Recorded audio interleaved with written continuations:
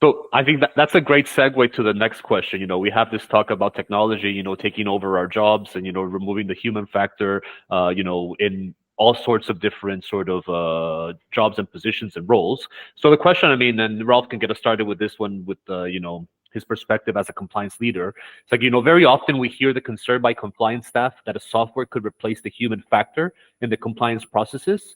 How do you counter that as a compliance leader, Ralph?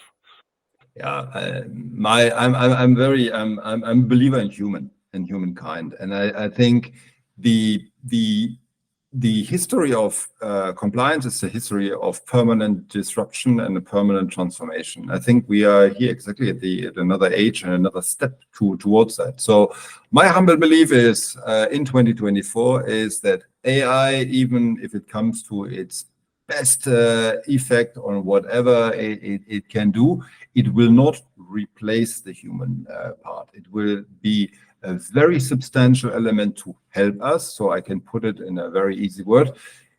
Compliance officers were in the past data collectors, meaning pulling and putting data together in terms of coming then to an analysis. And as we had said before, it was then the 80-20 rule.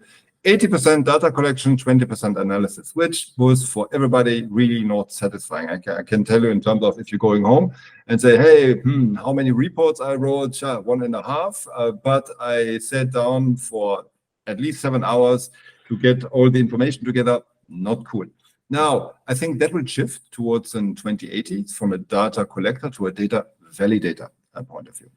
And I think, therefore, I see a complete, as we mentioned before, in collaboration and cohesion between technology and the humankind, but that needs as well a quite incredible mind shift as well on the compliance functions. As I mentioned before, and we were lawyers and accountants with our backgrounds. If we're not capable in terms of moving towards, I'm not saying that everybody is now to be needs to go in the technology and being a data analyst that could be hired by Facebook or Google. That's not what I want. But we need to work into the data affinity in terms of what is expected from me. And what would be expected going forward is, yeah, you need to write a data modeling in terms of how the tools should operate. And you need to have a control into place to understand that the technology that you have puts the result. Nobody wants to have a black box model. And I think that's the biggest fear in the moment out here as well on the supervisor side, that you think, yeah, I bought the super tool from Atfinity,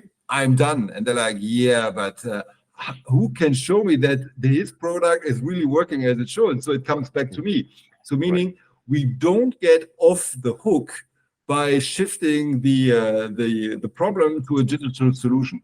Yeah, so I think that's very important to say. But as I mentioned before, the role of compliance will shift completely towards something else. And I'm really inspired by that, because I think my team, for instance, does a lot of stupid stuff where human error is prone, and we see that in all the elements. We just have auditors now, so I can tell you about the findings. So it's always the same. You see, it's not a failure of the program, it's not a failure of the organization, but it's a failure because people just forget to put a flag into the system. Yeah, happens. Yeah, hopefully, technically speaking, this is not my element anymore. But there will be, I think, a joint venture, a joint journey of them, and I think we need to transform. Where the transformation will stop, I don't know, but that we are on this journey, I totally agree, and we must go on this journey. Will that mean that some of our colleagues that are not capable for this mindset will have difficulties, need to be reoriented? Yes, it might be.